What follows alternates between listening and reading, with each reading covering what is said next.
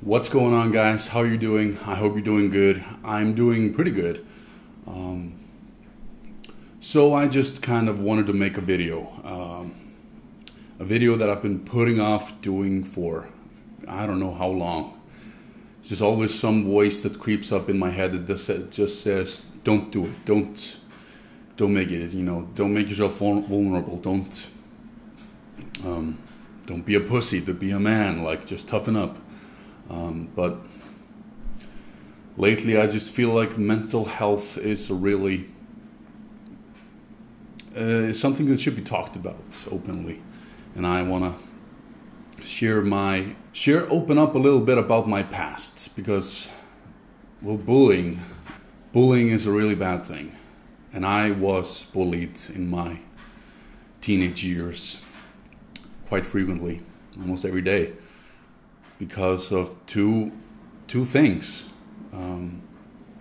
It sort of went from one thing to another, and one of it is my height, and the other thing is because, well, it's kind of funny to say it, because I didn't know how babies were made, or at least I told a lie that I didn't know and wasn't allowed to know. It's ridiculous to say now, but it really was a traumatic experience in my childhood, to be honest. So a little backstory. In my childhood, I had a pretty great, early years until my 11th year.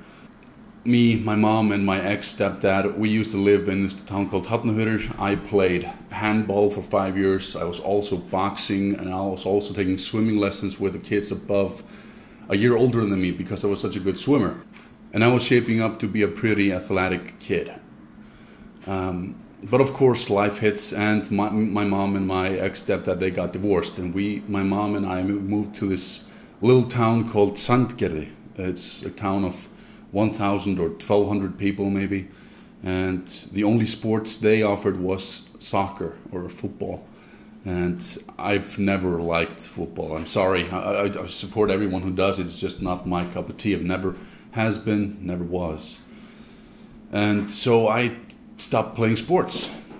And I think the divorce looking back, I think the divorce went to my head a little bit more than I realized at the time. I started becoming real weird. I started wearing a bandana around my neck and fingerless gloves.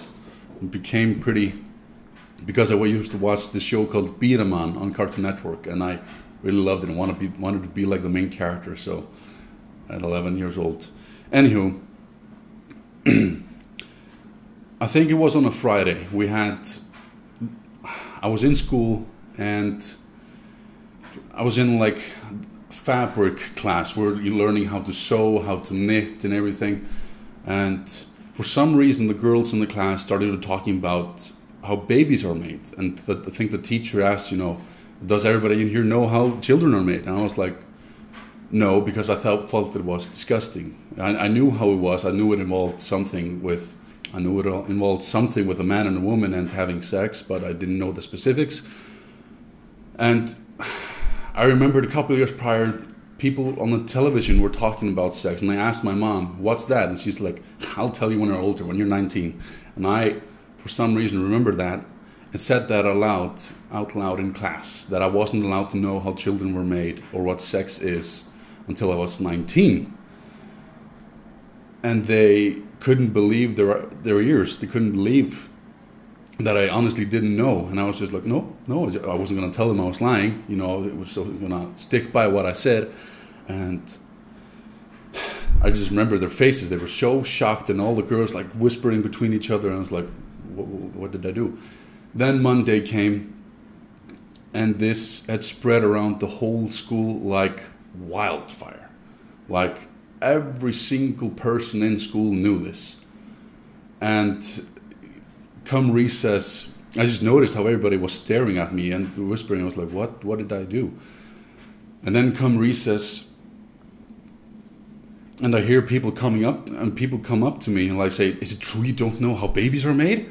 And I was like, no. I was like, what? How do they know this? I said this in a closed class of like 15 people. And the seniors, the kids older than me, were coming up to me like, "You don't know how babies are made." And I was really scared of the older kids. They were like jocks. They were like just real tough guys. And this one kid who was a pretty intimidating came up to me and was like, "You don't know how babies are made. You know how babies are made. You're screwing everybody. You know." And I was like, no. And he just started screaming at me. This is pretty funny to say. He said he didn't scream, but he started telling me like penis and vagina, like and all the specific. And I was like just la la la la la la. And I just noticed this huge group of children, like the year olders, the 93, the kids born in 93, forming a circle around me, and I ran under a desk in the hallway and was just like this, and he was screaming at me about this, like penis and vagina, semen goes into egg fertilizes and makes into a baby. And yeah, this was such a traumatizing experience. I just remember looking up with my hands in my ears, screaming la la la la la la la la, and a whole bunch of the pretty girls and all the tough guys and everyone just forming a circle around me, laughing, and this guy in the middle just letting me hear it. And it ended with I ran outside and went to the swings. And yeah, I was a new kid. I was having issues. And this really did a number on me. And from that day forth, I was almost reminded every single day for about 2.5 years. I heard someone screaming from the distance, "Hey, how are babies made?" Or, "Hey, did your mom buy you at the electronics store?" Because I really loved electronics. Or I regularly heard, did the stork bring you to your mom? And I would just kind of try to shrug it off. But this was my life for about 2.5 years. People making fun of people making fun of me. This was in the 6th grade, and I was 11. And for 2.5 years, until I was 13, 14, people would, make fun of me about this. This sort of became my identity. That I didn't know how babies were made. Didn't know what sex was. And it's just so embarrassing. And during those years, everything just seemed so big. And this just, I can barely explain how this made me feel. But, it's kind of funny telling it today, but this was such a traumatic experience. I just remember crying in my bed, so many nights. Because I felt like I've ruined my reputation in school of ever becoming just normal. Everywhere I went, people were making fun of me. And thankfully I had great friends in my class, great friends who really didn't make fun of me for this. This just kind of, went out in my class, but all the other kids in the school, they just regularly made fun of me because of this. Yeah.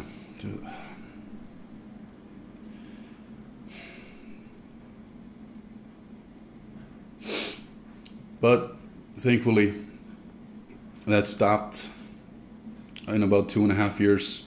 I think maybe people started forgetting, or I don't know, whatever. But just as people were stopping, just as the kids had stopped making fun of me for that, they started making fun of me for other things.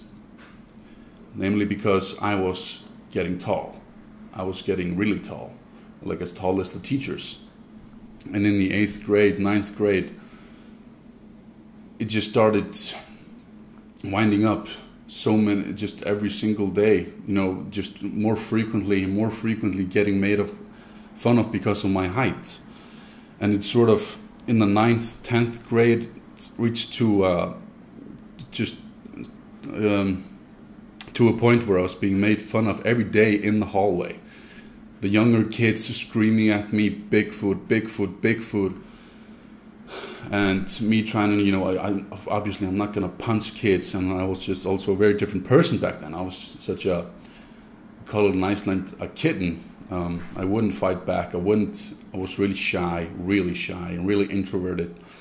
And yeah, the kids, like a couple years, 3 years younger than me, were, running after me through the school, yelling Bigfoot, Bigfoot, Bigfoot. And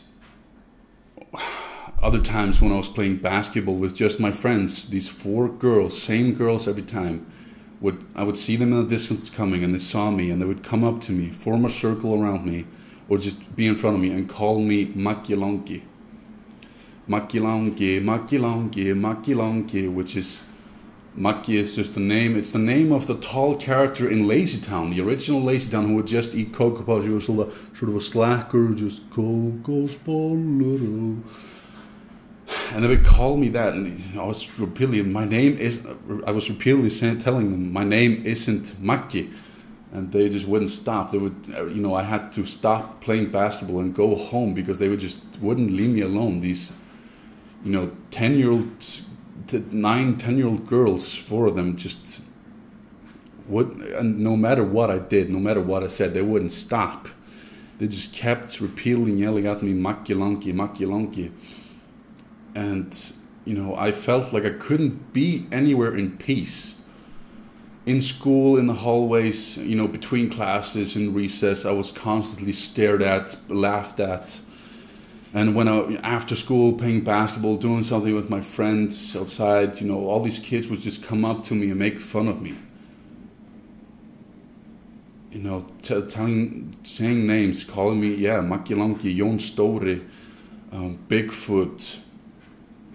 And when I was a teen, I wanted nothing more than just to be normal and have a normal life, be cool, and just have a normal life.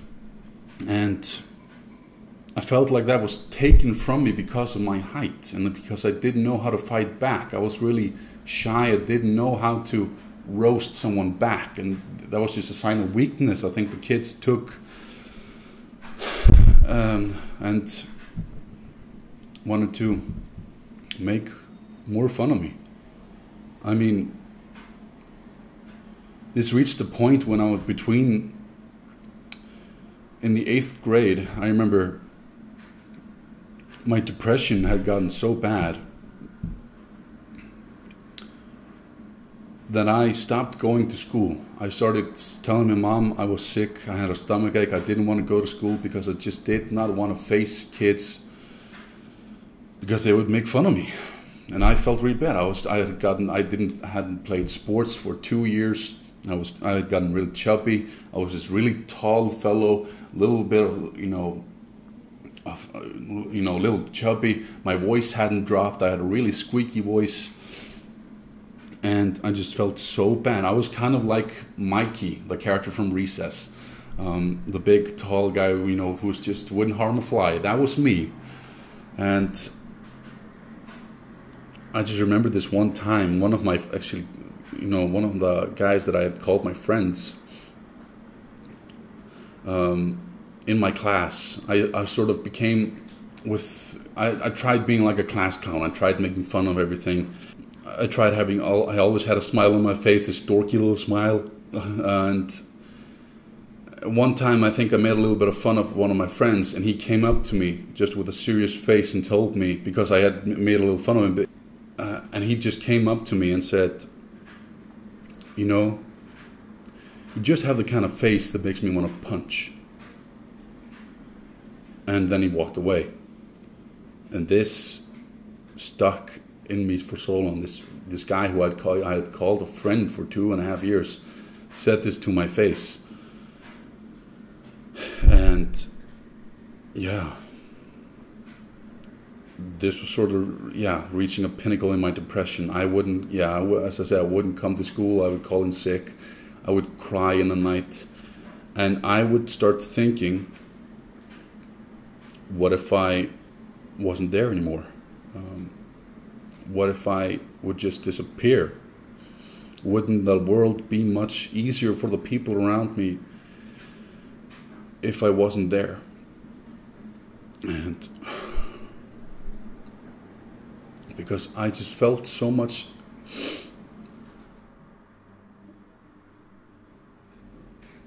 in the way of everybody. At school, I felt in the way of everybody. I just felt like everybody would be so much happier if I wasn't around. And I would think about taking my own life. When I was 14, I just felt so bad for everyone else. They had to be stuck with me in class, everywhere. If there was a group project being held at school, I felt so sorry for the people that were partnered with me randomly. I felt so sorry for in the dance class, if a girl had to be paired up with me. I felt so sorry for her to have to be around me. And yeah.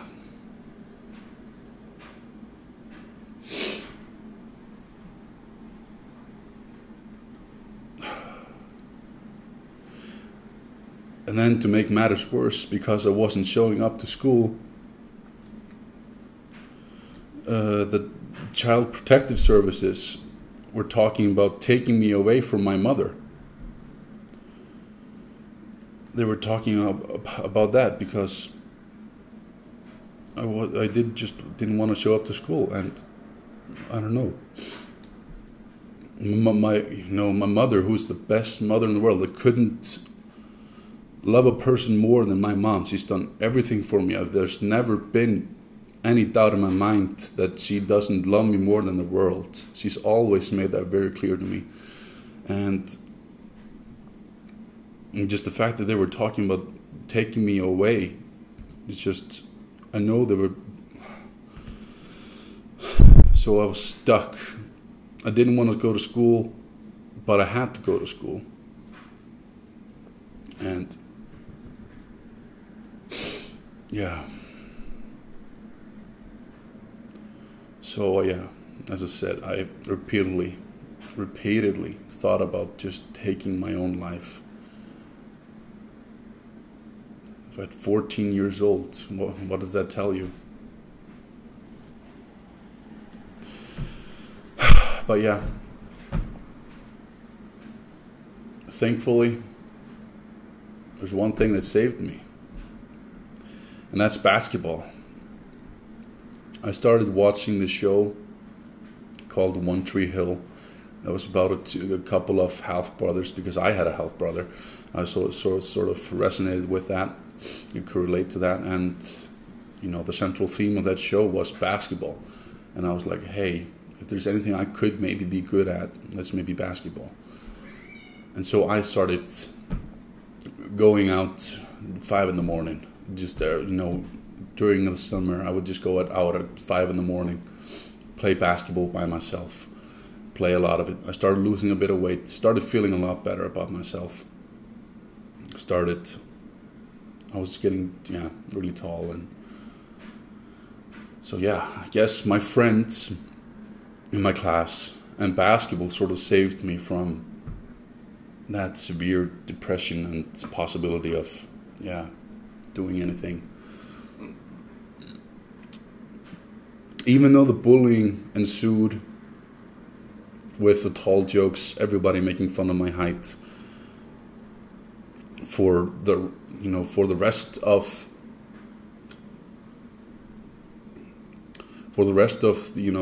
up until the 10th grade, that sort of held my head in check.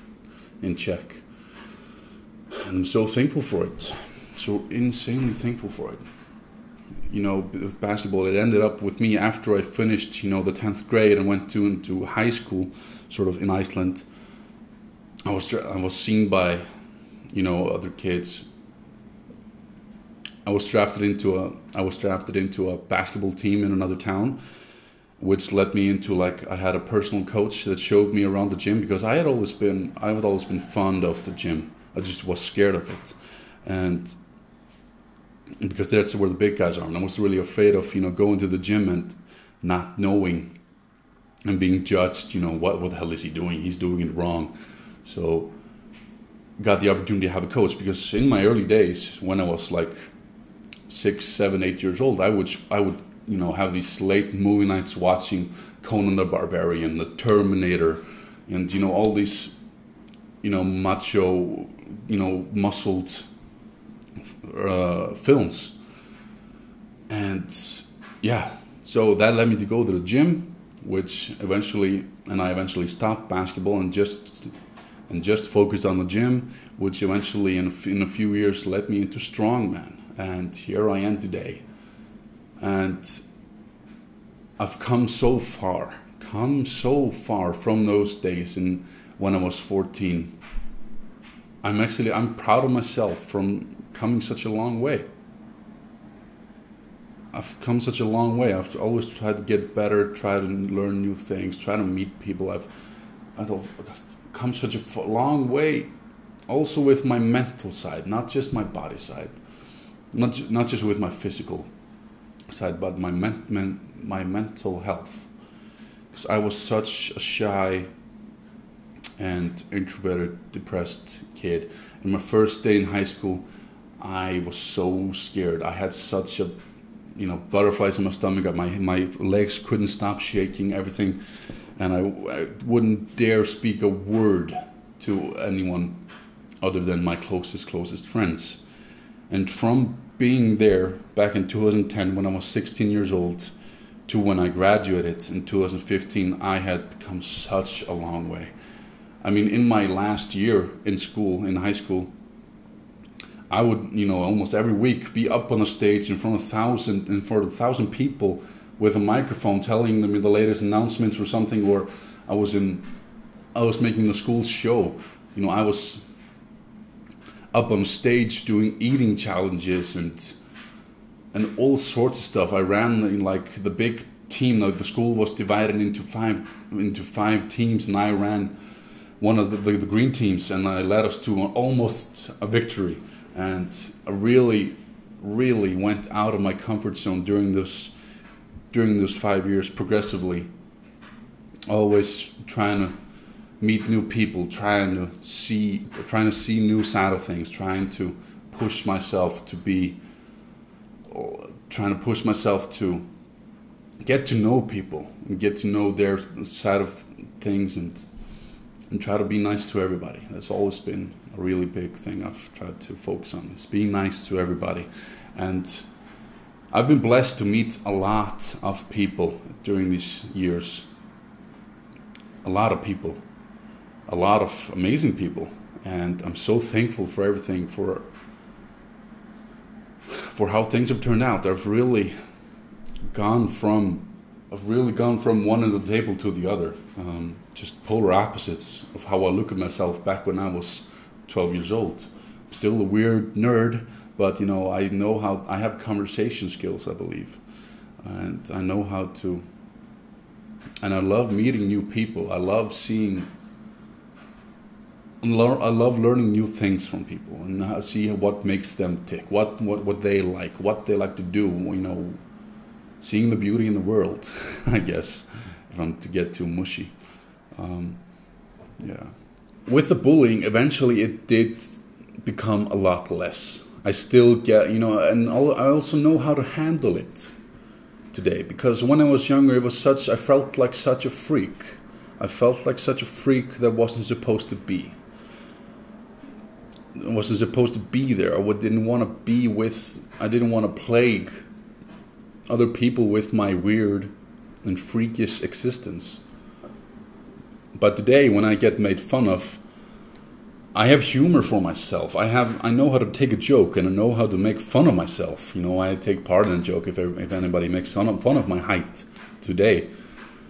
And I think that's a really big thing, an important thing, is to know how to take a joke and know how to turn it around, and be friendly, you know, play the tennis ball back and forth, I guess. It started becoming a lot less when I started, you know, going to the gym, feeling better about myself, looking better. Started just sort of diving deep down into myself, and you're thinking how to converse with people. And what I started, you know, I started finding interest in fashion, started, you know, try to dress myself, started actually getting a tan, which I don't recommend today, but I used to do that back when I was a teenager. I would go to a tanning booth once per week. And so yeah, I think I became less of a target somehow by doing these things, I guess.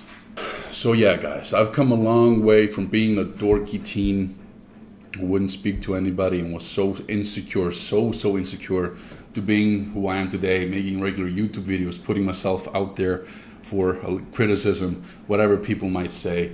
I don't really care, because I'm doing this for fun.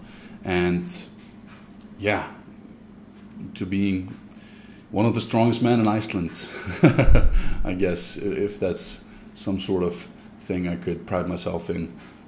It's been a lot of hard work. So that's my experience with bullying. I've had my fair share of being bullied because of my height. It would not stop. It was for those teenage years from 6th grade to 10th grade were so hard, so traumatic, but it made me into the person I am today. Being made fun of because I didn't know how babies are made, and because of how ridiculously tall I was. Yeah, they molded me. Those those things molded me into the person I am today, and of course I'm thankful for everything I've been through. It's toughened me up and made me know how to take. It's toughened me up, and yeah. So, with talking about this, guys, I wanted to share my story, and if anybody else is going through, because if someone who I looked up to or someone who I watched would talk about this, their bullying story, how they've risen up from the ashes, I would find that really inspiring. And if anybody finds this, if anybody's being bullied or in those teenage years being made fun of repeatedly, you have my. I hope you can find some sort of hope in knowing, you know, there's a light at the end of the tunnel. You know, things can get better. And those teenage years are hard. The world seems so small, and everything just feels like everything feels like it has such big consequences. At least I felt like that. If I did something, you know,